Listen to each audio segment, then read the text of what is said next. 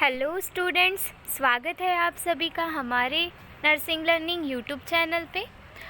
Last video में हमने ESIC का 2019 शिफ्ट 3 का क्वेश्चन पेपर देखा था, तो हम आज उसमें पार्ट 2 देखने वाले हैं। आगे के क्वेश्चंस।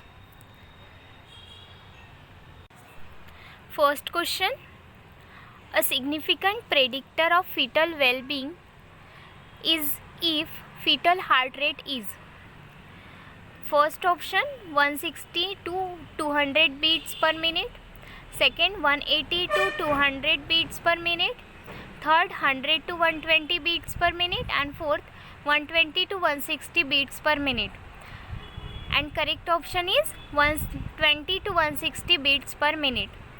जो नॉर्मल फीटल हार्ट रेट है वो 120 to 160 beats per minute होते हैं।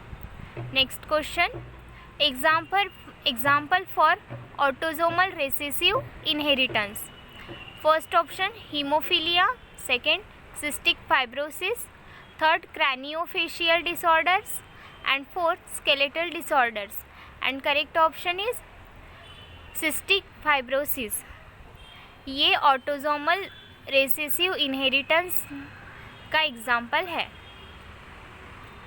Next question, complete dilation of cervix to birth of the baby is stage as। जब कंप्लीट डायलेट हो जाता है सर्विक्स और बेबी बर्थ हो जाता है तो वो उस स्टेज कौन सी स्टेज में होता है लेबर के।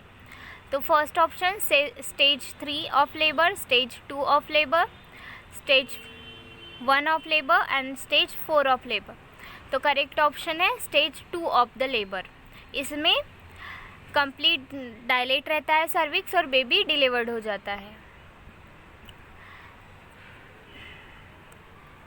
Then next question, the major determinants of health. Health का मेजर डिटर्मिनेंट्स कौन सा है। First option screening for diseases, second public education and information, third public works, water and sanitation and housing, and fourth agriculture, food and nutrition. And correct option is screening for disease. Health का major determinant है screening for disease. Then next question, the characteristic of lochia rubra is. Lochia rubra का special characteristic क्या है। तो firstly lochia rubra क्या है। तो after the delivery of the baby and placenta, mother में 15 डेज़ के लिए प्यूपेरियल पीरियड में ब्लीडिंग रहती है, तो उसे हम बोलते हैं लोकिया। और उसके भी 3 टाइप है, lochia serosa, lochia alba and lochia rubra. तो हमें क्वेश्चन में पूछा गया है लोकिया रूब्रा क्या है। तो फर्स्ट ऑप्शन है yellow white, second bloody with fleshy odour, third pink और brown with flesh odour, and fourth foul odour. And correct option is bloody with fleshy odour. Lochia rubra का meaning होता है bloody with fleshy odour. Rubra means red colour denote करता है। Then next question, the key instruction to be given to the patient and the care giver with epilepsy is as followed except. हम epilepsy के patient में कौन सी care instruct करेंगे patient को and caregiver को भी, तो उसको छोड़ के मीन्स एक्सेप्ट इनमें से कौन सी है जो हम केयर नहीं प्रोवाइड करेंगे। First option avoid alcohol, smoking, hypoglycaemia, second maintain medication and seizure chart, third take showers in a bathtub, and fourth take medications daily. And correct option is take showers in a bathtub. Then next question, potential adverse effect of surgery and anesthesia are as follows except। first option malignant hyperthermia और hypothermia, second thrombosis from compression of blood vessel or stasis, Third, dehydration and electrolyte imbalance. And fourth, myocardial depression, bradycardia, circulatory collapse. And correct option is dehydration and electrolyte imbalance. Then next question, the brain region which is responsible for coordination of voluntary muscular movement, posture and balance. ये question बहुत बार repeat हुआ है. तो brain का कौन सा part है जो वॉलेंटरी मस्कुलर मूवमेंट, पोस्चर और बैलेंस को कंट्रोल करता है, कोऑर्डिनेट करता है? तो first option cerebral cortex, second spinal cord, third medulla oblongata and fourth cerebellum. And correct option is cerebellum. Cerebellum वो पार्ट है ब्रेन का जो voluntary muscular movement, posture, balance को कोऑर्डिनेट करने के लिए हेल्प करता है. Then next question, in what ways could hepatitis A virus be spread if one of kitchen employees is in reservoir? First option, while he speaks and sneezes through droplet route, if he sustain a cut through bloodborne. Third, while he cough out through airborne route. And fourth, oral fecal route through his hand. And correct option is oral fecal route through his hands.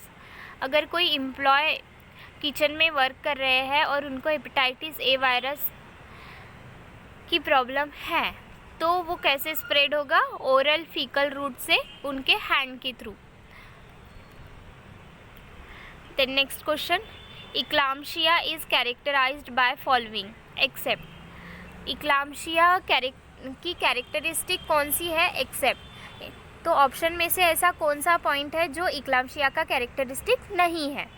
तो seizures first option, marked proteinuria, third mild facial oedema and fourth BP greater than 160 to 110 mm of Hg. And correct option is mild facial oedema. ये eclampsia का characteristic नहीं है. Next question, when dangling the patient at bedside, monitor for. जब हम patient को dangling करते हैं bed side पे तो हमें कौन सी चीज़ मॉनिटर करनी है? तो first, fever from exertion, second visual field disturbances and dizziness, second malignant hypertension and dizziness, and fourth orthostatic hypotension and dizziness. And correct option is orthostatic hypotension and dizziness monitor करनी है patient. Catatonic schizophrenia, इसमें catatonic schizophrenia के symptoms दिए गए हैं. तो accept कौन सा है जो कैटाटोनिक सिजोफ्रेनिया का सिम्टम नहीं है? ऐसा क्वेश्चन में पूछा गया है.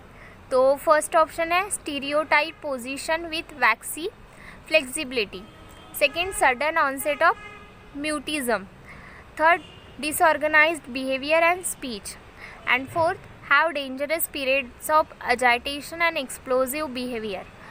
तो करेक्ट ऑप्शन है disorganized behavior and speech. ये जो सिम्टम है ये कैटाटोनिक सिजोफ्रेनिया में नहीं दिखेगा. Then next question, the following are important preoperative nursing care for a patient with benign prostatic hypertrophy except. First option, assure nutrition and correct fluid and electrolyte balance, second promoting urinary drainage, third hormonal therapy, fourth acid ash diet to treat infection. And correct option is hormonal therapy.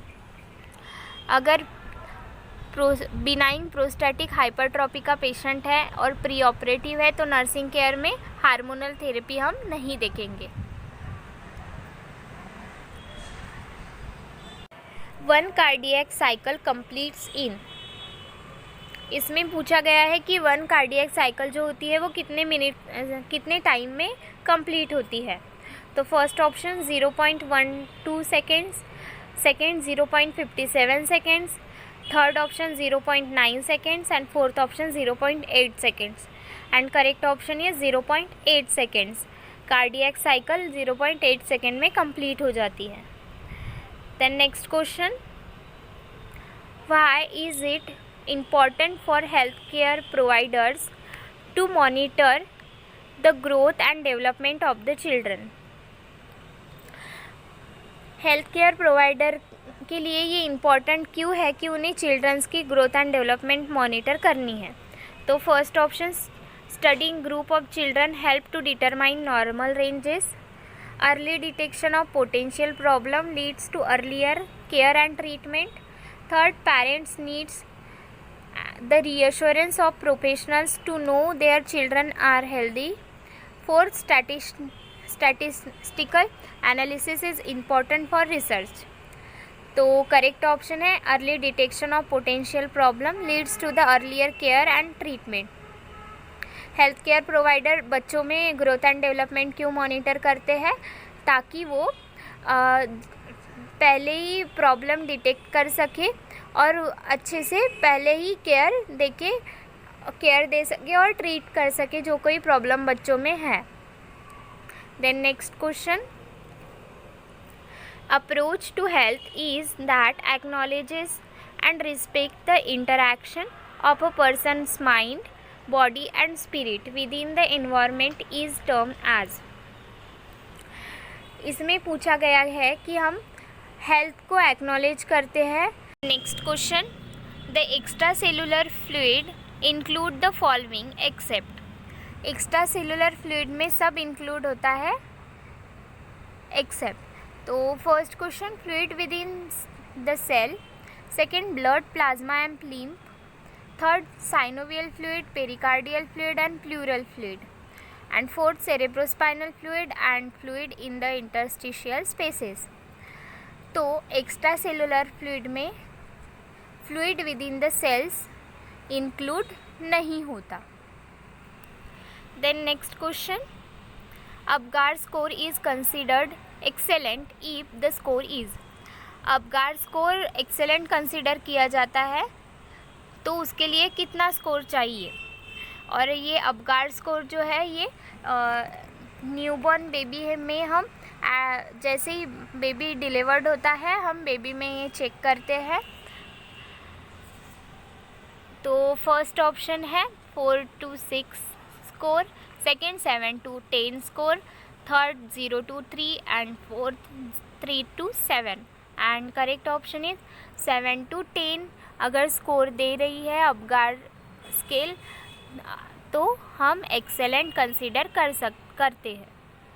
Then next question, inborn errors of metabolism are the following except phenylketonuria, second Tay Sachs, थर्ड cystic fibrosis and fourth Turner syndrome and correct option is Turner syndromes। Then next question, cardiogenic shock is precipitated by। Cardiogenic जो shock होते हैं वो कैसे precipitate करते हैं? तो first option bacteraemia, second spinal cord injury, third myocardial infarction and fourth severe allergy and correct option is myocardial infarction.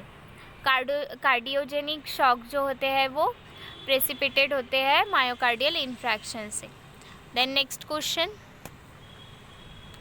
The main sign and symptom notice in a patient with achalasia is butterfly rash, second hypertension, third dysphagia and fourth joint pain and correct option is dysphagia. Achalasia के patient में main sign and symptom है dysphagia. Then next question, a clinical sign that a patient is close death would be. कौन सा clinical sign है जो indicate करता है कि पेशेंट जो है वो उनकी डेथ हो सकती है? तो first option period of apnoea and irregular respiration, second increase BP pulse respiration, third nausea at that occurs after meal and fourth pain that is well controlled with small doses of morphine. तो अगर patient में अगर patient में period of apnoea and irregular respiration अगर दिख रहे हैं तो हम बोल सकते हैं कि patient is close to death. Period of apnoea means no breathing, absence of breathing.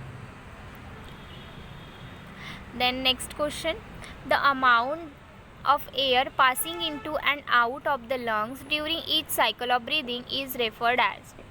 जो एयर जितनी एयर का अमाउंट होता है जो into and out of the lungs जाता है ड्यूरिंग वन ब्रीदिंग साइकिल, तो उस अमाउंट ऑफ एयर को क्या कहते हैं? तो first option total lung capacity, second vital capacity, third residual volume and fourth tidal volume. And correct option is tidal volume. Then next question, philosophy of primary health care are as follows except first option sectoral approach, second interrelationship of health and development, third primary prevention and fourth equity and justice. And correct option is primary prevention is not the philosophy of PSC except primary health care की philosophy नहीं है कि primary prevention किया जाए. Then next question, nurse are the nursing process, nurses use the nursing process as a method of. Nurses जो nursing process use करते हैं वो कौन सी मेथड है? तो first communication with patient and families, second meeting public expectation of the nurses, third planning organisation and delivering the patient care, and fourth meeting the legal requirements and standard in nursing. And correct option is planning, organization and delivering the patient care. Nursing process जब भी आता है तो हमें क्या याद रखना है कि नर्सिंग केयर प्लान, उसमें हम क्या करते हैं, डायग्नोसिस बनाते हैं, पेशेंट की प्रॉब्लम डिटेक्ट करके प्लान करते हैं और वो प्लान अप्लाई करते हैं, इम्प्लीमेंटेशन करते हैं एंड फिर इवैल्यूएट करते हैं. ठीक है, थैंक यू सो मच.